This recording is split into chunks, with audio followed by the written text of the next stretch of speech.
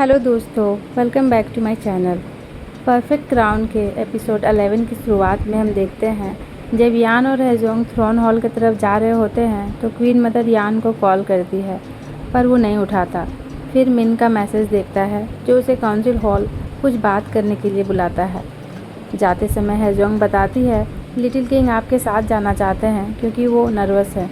तो यान हेजोंग को उसे लाने भेज देता है और खुद काउंसिल हॉल अकेले आता है।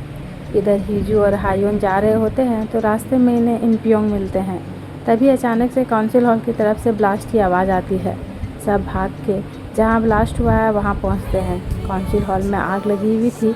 हेजोंग को वहाँ देखकर हीजू उससे पूछती है, तुम यहाँ क्या कर रही हो? प्रिंस यान कहाँ है? ब्लास्ट की वजह से हेजोंग सहमी होती है और हीजू को बताती है कि प्रिंस यान काउंसिल हॉल में थे। जो सुन हीजू पूरी तरह डर जाती है और भागकर हॉल में चली जाती है यान को बचाने। हायोन और हेजोंग उसके पीछे जाते हैं लेकिन एक आग की लड़की उनके बीच गिर जाती है। हीजू अंदर यान को ढूंढने लगती है। यान उसे देख लेता है और याद करता है कि उसने कहा था कि वो हमेशा उसके साथ रहेगी। वो बोलने की कोशिश करता है कि अंदर ना आओ और वो बेहोश हो जाता है। तभी हीजू को यान एक रूम में बेहोश पड़ा नज़र आता है। जैसे ही हीजू दरवाज़ा खोलने की कोशिश करती है तो गर्म होने की वजह से उसका हाथ जल जाता है। फिर वो अपने कपड़े से हाथ ढक के दरवाज़ा को खोल के अंदर यान के पास भागते हुए जाती है। वो उसे आवाज़ देती है पर वो होश में नहीं होता। वो जल्दी से उसका हार्ट बीट चेक करती है। वो यान को खींच के बाहर निकालने की कोशिश करती है पर नहीं खींच पाती तो रोने लगती है और हेल्प के लिए आवाज़ देने लगती है। ये सीन बहुत ही इमोशनल होता है क्योंकि यहाँ हीजू यान को बचाना चाह रही होती है पर वो कुछ नहीं कर पा रही थी। दूसरी तरफ क्वीन मदर को देखते हैं जिसके पास यून रोते हुए आता है और बताता है कि काउंसिल हॉल में आग लग गई है। जो सुन वो शॉक्ड हो जाती है और कोर्ट लेडी से पूछती है ये क्या कह रहा है। फिर यून उसे बताता है कि अंकल अंदर थे, जिससे वो और घबरा जाती है और कोर्ट लेडी से पूछती है यान तो ठीक है ना, जिस पे वो कुछ जवाब नहीं देती, जिससे क्वीन मदर और ज़्यादा घबरा जाती है। तभी सीन शिफ्ट होता है। हम देखते हैं हीजू बैठी होती है और यान बेड पे होता है।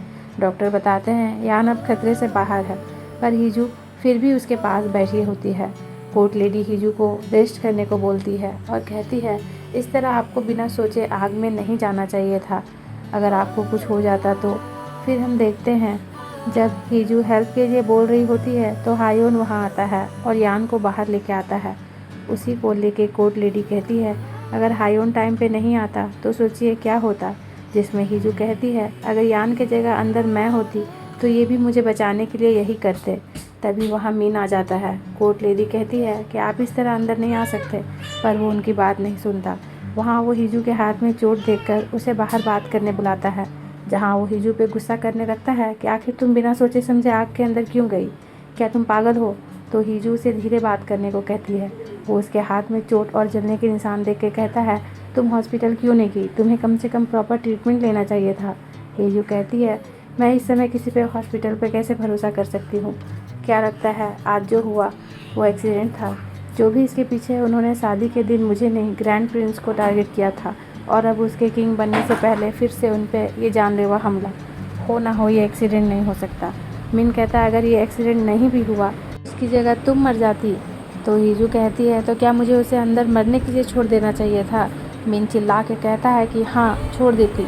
जो सुन हीजू उसे हैरानी से देखती है। दूसरी तरफ हम हेजोंग को देखते हैं जो खुद को ब्लेम कर रही होती है कि मुझे प्रिंस के साथ ही रहना चाहिए था, उन्हें अकेला नहीं छोड़ना चाहिए था। हायोन उसे समझाता है कि इसमें तुम्हारी कोई गलती नहीं है, तुम्हें क्या लगता है तुम साथ होती तो ये नहीं होता? तो हेजोंग याद करती है कि हीजू के अंदर जाते ही हायोन हेजोंग को बाहर वेट करने बोल के अंदर चला गया था, जिस सबसे हेजोंग बहुत डरी होती है। हायोन का चोट देखकर उसे और ही बुरा लग रहा होता है। प्रिंस को बचाते वक्त उसे भी चोट लगी थी। हेजोंग उसके चोट पर हाथ रख के कहती है मैं बहुत डर गई थी। हायोन उसे समझाता है कि वो बिल्कुल ठीक है, उसे कुछ नहीं हुआ। वो कहता है मेरे हाथ में तो बस छोटी सी खरोच लगी है। फिर हेजोंग हीजू को चेक करने जाती है, उसे हॉस्पिटल ले जाने की बात करती है। और हीजू उससे पूछती है यान तो थ्रोन हॉल जा रहा था तो आखिर यान काउंसिल हॉल कैसे पहुंचा? तो हेजोंग बताती है कि उसे प्राइम मिनिस्टर मिन ने बुलाया था। जो सुन हीजू को मिन पे थोड़ा डाउट होने लगता है। फिर हमें दिखाया जाता है कि वो रात में यान के पास जाती है, जिसे अभी तक होश नहीं आया था। वो वहाँ बैठ के उन सारे पलों को याद करती है जो उसने यान के साथ बिताए थे। वो कहती है क्या कोई ऐसी जगह भी है जहाँ वो सेफ़ रह सकता है। उसे इसकी सेफ्टी को लेकर बहुत फिक्र हो रही थी। दूसरी तरफ मीन और उसका सेक्रेटरी काउंसिल हॉल के बाहर खड़े थे। सेक्रेटरी कहता है हमें एक ऑफिशियल स्टेटमेंट जारी कर देनी चाहिए कि सब ठीक है, क्योंकि आग से किसी की भी डेथ नहीं हुई थी। लेकिन मिन ये करने से मना कर देता है कि जब तक ग्रैंड प्रिंस होश में नहीं आते हैं तब तक कोई स्टेटमेंट जारी करने की ज़रूरत नहीं है। नेक्स्ट डे पैलेस में लगी आग की खबर हर न्यूज़ में चलने लगती है और किसी को नहीं पता होता है कि ग्रैंड प्रिंस जिंदा है भी या नहीं, जिससे लोग रूमर्स फैलाना शुरू कर देते हैं। दूसरी तरफ हीजू काउंसिल हॉल का सीसीटीवी फुटेज चेक कर रही थी। वो हायोन और हेजोंग से कहती है कि पिछले 3 दिन के सारे रिकॉर्ड्स और कौन कौन लोग काउंसिल हॉल गए थे उसकी इन्फॉर्मेशन मुझे ला के दो और सबसे पूछताछ करो। तब हायोन बताता है कि पेरिस में पूछताछ के लिए क्वीन मदर की परमिशन लेनी होगी। तो हीजू कहती है मैं खुद उनसे बात कर लूँगी। फिर वो क्वीन मदर से मिलने जाती है तो क्वीन मदर उससे यान के बारे में पूछती है कि वो कैसा है, मैं उससे मिलना चाहती हूँ। यहाँ हीजू उसे बता देती है कि अब उसे किसी पर भरोसा नहीं है और ये भी कहती है कि उन पे भी शक हो रहा है, क्योंकि वही थी जो नहीं चाहती थी कि यान राजा बने। और कहती है अगर आप एक सस्पेक्ट नहीं बनना चाहती हैं तो पैलेस के सारे स्टाफ से पूछताछ करने की परमिशन दीजिए, जिसके लिए क्वीन मदर मान जाती है। फिर हीजू उसकी दी हुई चाय को गिरा के कहती है इस समय वो किसी पे भरोसा नहीं कर सकती और वहाँ से चली जाती है। बाहर हायोन उसे बताता है कि पुलिस थोड़ी देर में आ जाएगी। फिर वो बताता है कि प्राइम मिनिस्टर मिन ने कोई भी स्टेटमेंट पब्लिक को देने से मना कर दिया है और अभी वो यान से मिलने उसके रूम गए हैं। जो सुन के हीजू डर जाती है और भाग के यान के रूम पहुंचती है, जहां वो हेजोंग को देखती है। मिन कहता है अब तक तो इन्हें उठ जाना चाहिए था। हेजोंग बताती है कि डॉक्टर ने कहा है कि इनकी बॉडी रिकवर हो रही है तो इन्हें जल्दी ही होश आ जाएगा। हीजू मिन को बाहर छोड़ने जाती है, जहाँ वो मिन से कहती है कि आजकल इतना कुछ हो गया है कि मुझे डर लगता है, इससे मैं इतना जल्दी में आई थी, मुझे कुछ समझ नहीं आ रहा था। फिर मिन के हाथों में रोजरी ना देखकर उससे पूछती है क्या अब तुम चर्च नहीं जाते? तो वो झूठ बोल देता है कि काम में डिस्टर्ब होता था इससे हटा दिया। इससे हीजू को उस पर और ज़्यादा डाउट होने लगता है। फिर वो वहाँ से चला जाता है और हीजू वहीं खड़ी होकर बस उसे देखे जा रही होती है। दूसरी तरफ हम तेजू और उसकी वाइफ को एक रेस्टोरेंट में देखते हैं, जहाँ वो तेजू से पूछती है कि क्या हीजू से बात हुई, जिसमें वो नहीं कहता है। तभी वो दोनों लड़कियों को पैलेस में आग लगने के बारे में बात करते हुए सुनते हैं। वो बातें कर रही होती है कि पैलेस की तरफ से कोई स्टेटमेंट नहीं आया है, लेकिन ऐसा सुनने में आ रहा है कि आग में प्रिंस यान मर चुके हैं। जो सुन के तेजू और उसकी वाइफ घबरा जाते हैं। उसकी वाइफ उससे कहती है तुम दोबारा से हीजू को कॉल लगाओ। वो कॉल लगाता है लेकिन हीजू रिसीव नहीं करती, तो उसकी वाइफ भी उसे कॉल करती है पर हीजू रिसीव नहीं करती क्योंकि उसका फ़ोन साइलेंट में था और वो यान के पास बैठी हुई थी। फिर हम मिन को देखते हैं, जहाँ उसका सेक्रेटरी आके कहता है कि हमें जल्दी ही कोई स्टेटमेंट देनी होगी क्योंकि प्रिंस यान की मरने की रूमर्स फैल रही है। मिन कहता है इतना काफ़ी है और अब समय आ गया है। नेक्स्ट डे वो क्वीन मदर से मिलने जाता है और यान की जगह उन्हें प्रतिनिधि बनने को कहता है। मिन कहता है कि क्राउन के लिए लोगों की चिंता बढ़ रही है और राजा अभी छोटे हैं तो ये सब नहीं देख सकते और यान अभी बेहोश है, इसलिए अब उसे ये राज प्रतिनिधि बनना होगा। पर क्वीन मदर ऐसा नहीं चाहती थी। वो कहती है यान को जल्दी ही होश आ जाएगा तो वो सब हैंडल कर लेगा, लेकिन वो जोर देता है कि आपका देश और काम दोनों के लिए फ़र्ज़ बनता है। तो क्वीन मदर फिर कहती है ये जल्दबाजी है, जिस पर मिन कहता है कि अगर आपको इससे प्रॉब्लम है तो मैं एक ऑफिशियल ऑर्डर जारी कर देता हूँ कि ग्रैंड प्रिंस यान की जगह पर अब राज प्रतिनिधि बनकर राजा का सारा काम आप संभालेंगे। आप जानते हैं ना मैं ऐसा कर सकता हूँ। मिन यहाँ पे क्वीन मदर को ब्लैकमेल कर रहा होता है, पर तभी यान के अंदर आने का अनाउंसमेंट होता है तो यान को यहाँ देख के दोनों शॉक्ड हो जाते हैं। दूसरी तरफ जब हीजू और हायोन काउंसिल हॉल के रिकॉर्ड देख रहे होते हैं तब हेजोंग वहाँ आके बताती है कि यान को होश आ गया है।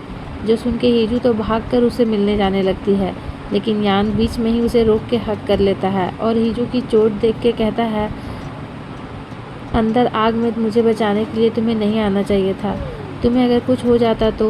तब हीजू रोते हुए कहती है मैं कैसे नहीं आती, ये जानते हुए कि तुम अंदर हो, और ज़ोर ज़ोर से रोने लगती है। उसे रोते हुए देखकर यान हीजू से सॉरी कहता है और उसे कंसोल करने लगता है। दूसरी तरफ मिन बैठकर ड्रिंक कर रहा होता है और थोड़ी देर पहले यान से हुई बातों को याद करता है।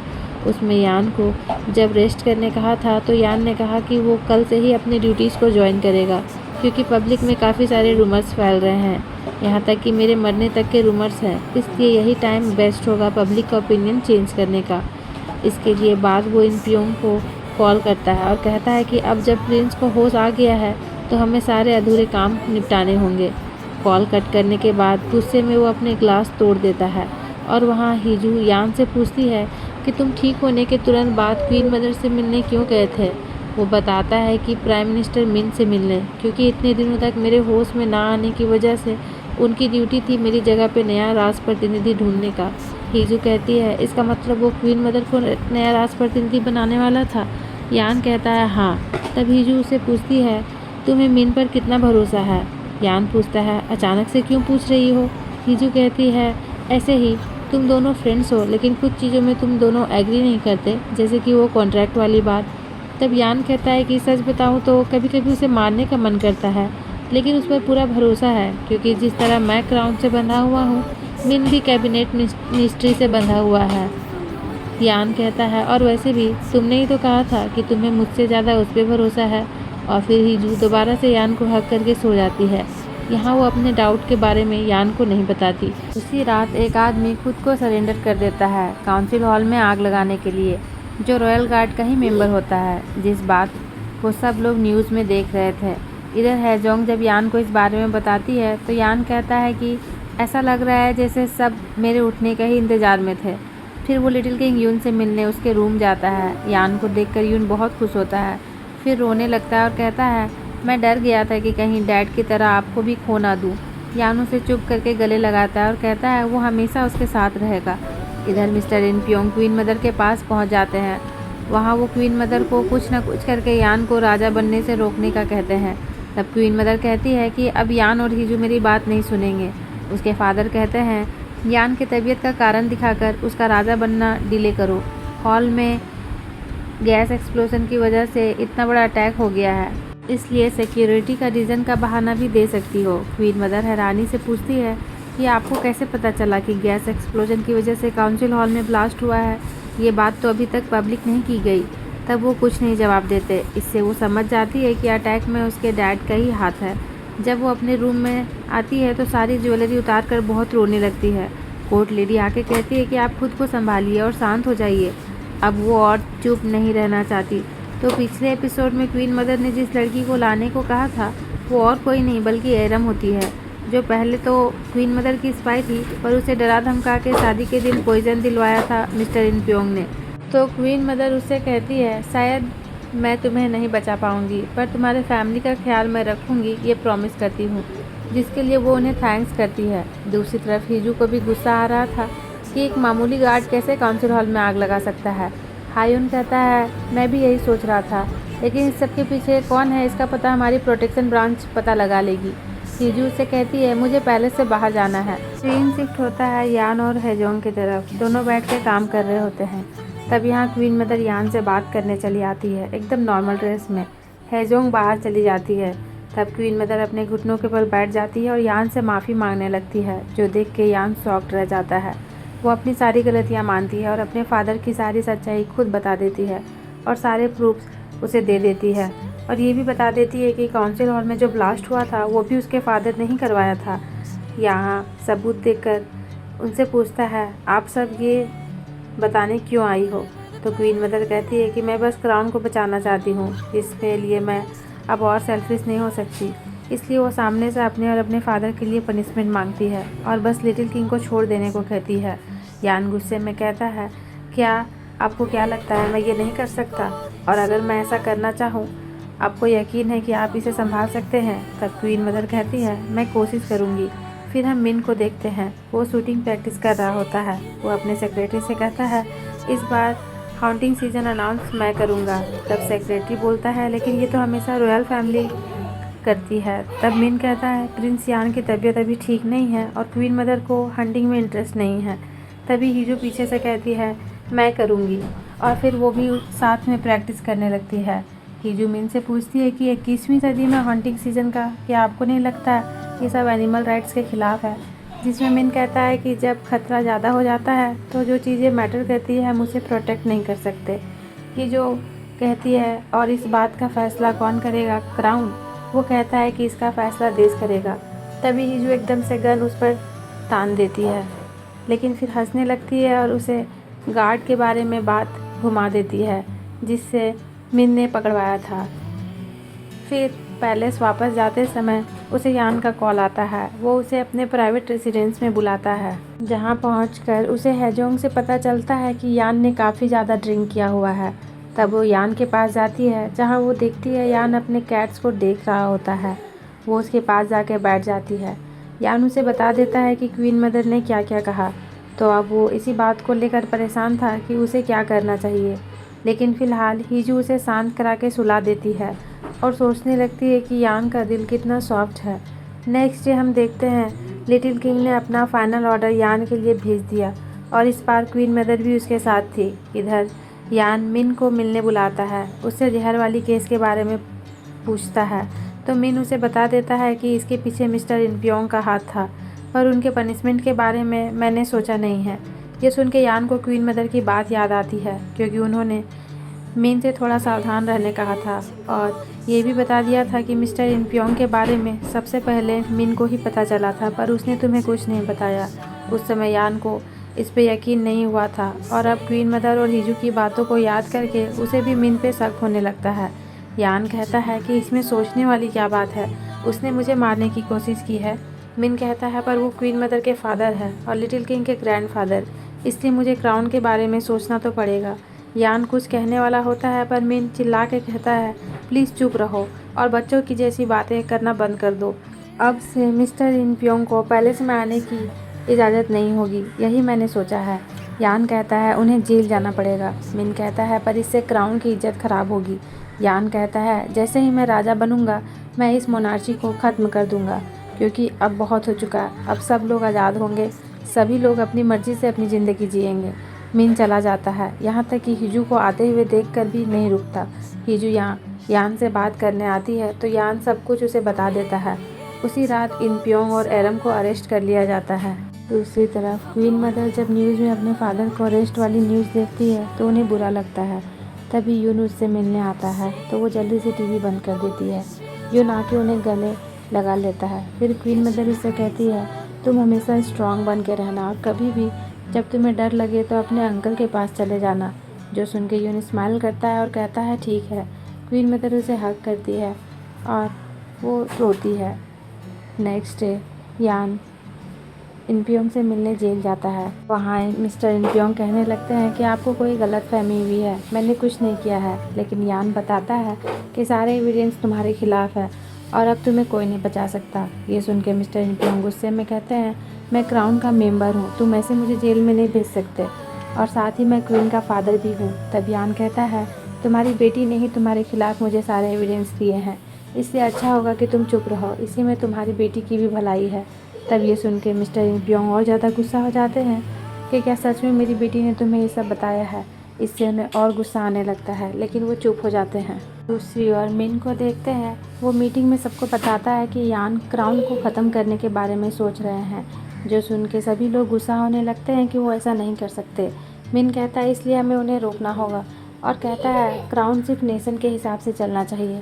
और फिर मीटिंग के बाद जब वो नीचे आता है तो हिजू उससे मिलने आई हुई होती है। वो अकेले में मिन से पूछती है तुमने वेडिंग इंसिडेंट वाली बात क्यों छुपाई थी।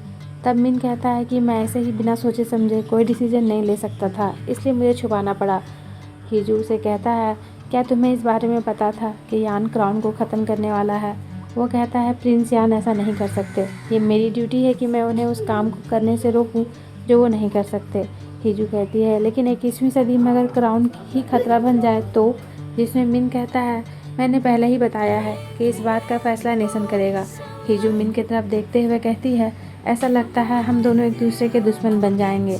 जो सुन मिन उसे हैरानी से देखता है और एपिसोड के लास्ट सीन में सब कुछ बदल जाता है। यान आखिरकार किंग बन जाता है और यही एपिसोड ख़त्म होता है। लेकिन दोस्तों, यान का असली मकसद सिर्फ राजा बनना नहीं, बल्कि सदियों पुरानी राजशाही को ख़त्म करना है। यान के इस फैसले से प्राइम मिनिस्टर मिन के होश उड़े हुए हैं अब फाइनल एपिसोड में देखना होगा कि क्या यान अपना वादा पूरा कर पाएगा या फिर क्राउन की लड़ाई एक और बड़ी साजिश को अंजाम देगी। अगर वीडियो आपको अच्छी लगी हो तो वीडियो को लाइक और चैनल को सब्सक्राइब ज़रूर करें। मिलते हैं नेक्स्ट एपिसोड में।